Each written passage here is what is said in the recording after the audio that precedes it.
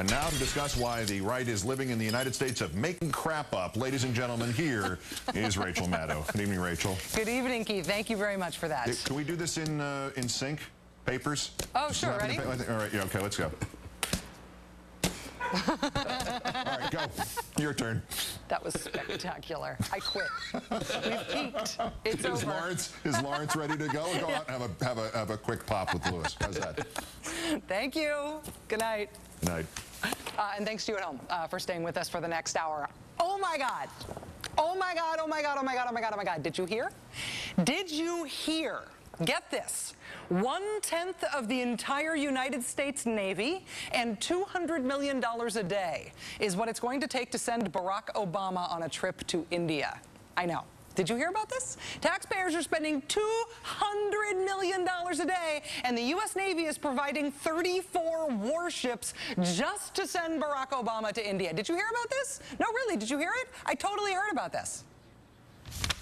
Just within a day or so, the President of the United States will be taking a trip over to India that is expected to cost the taxpayers $200 million a day. He's taking 2,000 people with him. He'll be renting out over 870 rooms in India, and these are 5-star hotel rooms at the Taj Mahal Palace Hotel. No one really knows the cost because for security reasons, they don't disclose the cost. So this idea that it's, you know, $200 million, whatever, is simply made up. Well, these are the numbers that have been coming out in the press. Now, that is actually true. That last thing she said there about how these numbers have been coming out in the press, that is true. Those numbers have, in fact, been coming out in the press in a very, very specific part of the press. $200 million a day, 3,000 people. He needs the whole Taj Mahal hotel.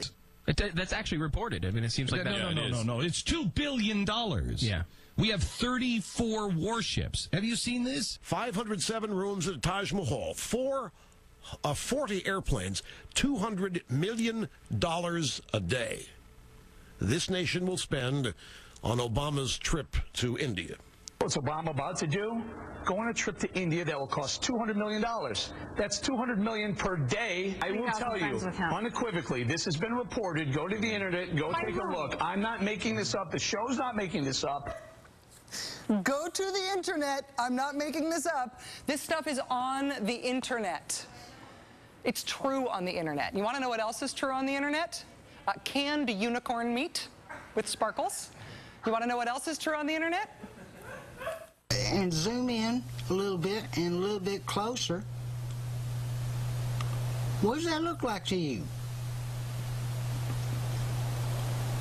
Those are the bites of a vampire. Rachel Maddow is a vampire. We are letting a lesbian vampire comment on America.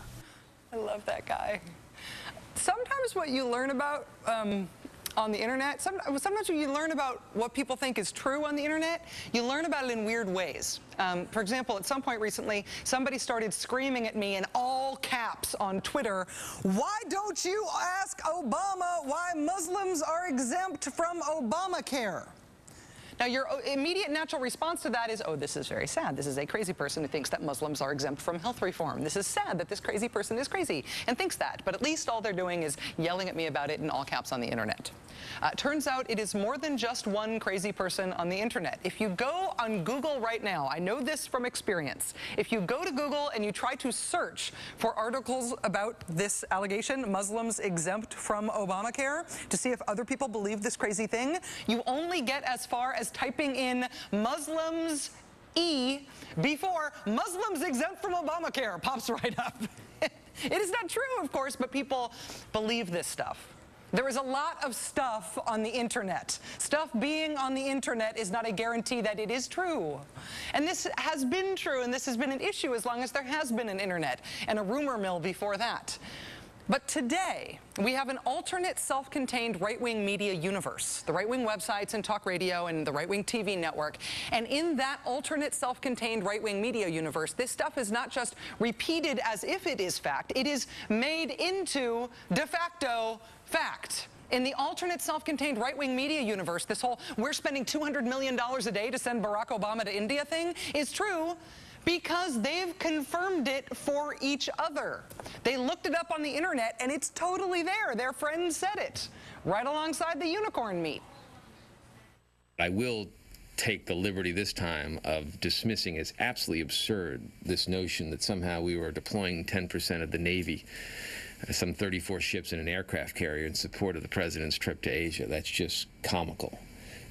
Nothing close to that is being done. It is not, in fact, true that it is costing American taxpayers $200 million a day to send the president to India, nor is it true that 1/10 of the Navy is being dispatched to take him there. It is not true. But the fact that it's not true doesn't matter anymore. I mean, there have always been myths and lies around American politics, but there used to be a process of debunking those things, and then they would more or less go away, give or take the fringe, give or take protocols of the Elders of Zion. But the debunking process is gone now. No non-right-wing information is allowed to be used to debunk right-wing information. So if conservatives self-confirm something as fact in their closed-circuit media world, it's fact to them. We should have known we had lost the capacity to debunk when this happened.